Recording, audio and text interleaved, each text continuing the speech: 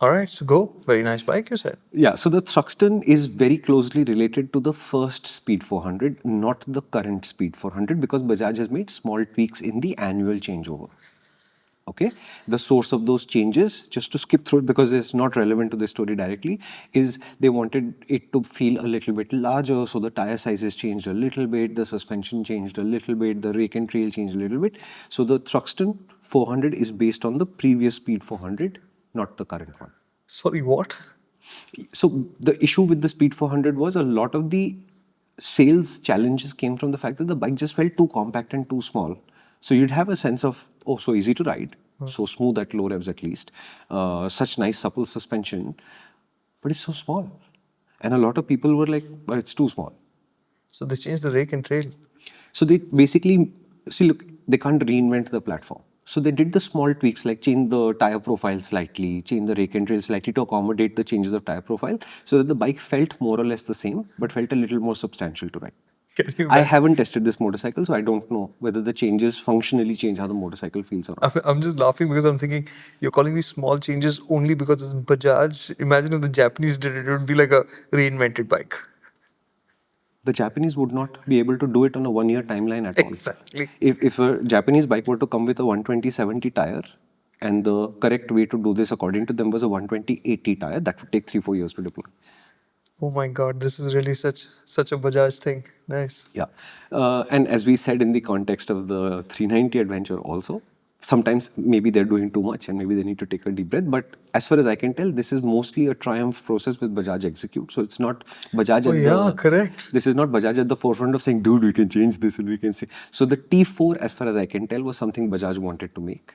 And they were allowed to make it, as it were. And it, to me, it turns out to be a more interesting motorcycle to ride than the Speed 400. But it has no relationship to the Thruxton at all. So the Thruxton 400 is a cafe racer. The first thing you should know about a cafe racer is therefore its sales volumes maximum potential is severely limited. Not that it's a bad cafe racer, but cafe racers as a format, which we'll discuss last, are a very difficult kind of format to live with, especially in a place like ours. Visually, it's a very pretty motorcycle. You will obviously see this rounded fairing. He's seen the motorcycle because it's parked right outside that door. So you've seen that rounded thing. You know the interesting thing? The brace on which this fairing is mounted is not metal. Oh, It's glass-filled nylon. It's GFN. You know where we first heard of GFN? Bajaj actually did use GFN on the N250 also, which we didn't discuss in detail. But the new Monster, when it came out, the new generation, the one that was the least monster, the entire rear subframe is constructed from glass-filled nylon. So it's a structural plastic. And the first thing when I saw it, I felt kind of happy because one way to ruin a motorcycle is to put a lot of metal there far away from the center of gravity, suspended out into, etc. Not an issue. So it is a good looking motorcycle. As soon as you notice the fairing, you should also notice the headlight. The Triumph headlight was never very good. This is that headlight. So this cafe racer will not illuminate your way in the night very well. But visually, it looks very pretty. The tank is still 13 liters, as all the Triumphs have in India, but it is a completely reshaped tank to make the idea of the cafe racer come together.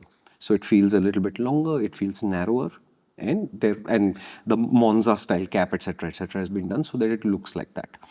The subframe, which is the back part of the motorcycle, has the same load rating, but that is also brand new, so that it could be narrower, so that it could be shaped to a more appropriate look for the cafe racer also. wow, this is a lot more work than I thought So they would they've be done, doing. yeah, they've done quite a bit of work, and we are still just talking the aesthetics, right? So the seat itself, there's a completely different shape.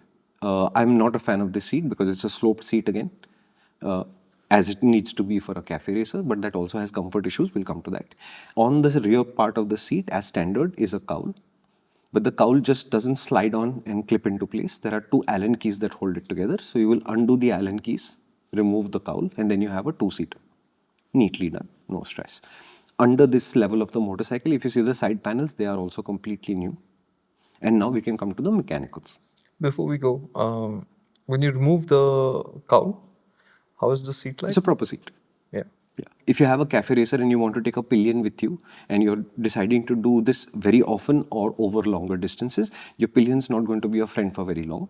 So I'm not going into too seriously about the pillion. Is it a two-seater? Yes. Is this going to be a Because you comfortable? said the rear subframe has also been narrowed. So Yeah, so if you're going to think of this as a comfortable two-seater, you're barking up the wrong tree. Cafe racers do not do these things. you can carry a pillion.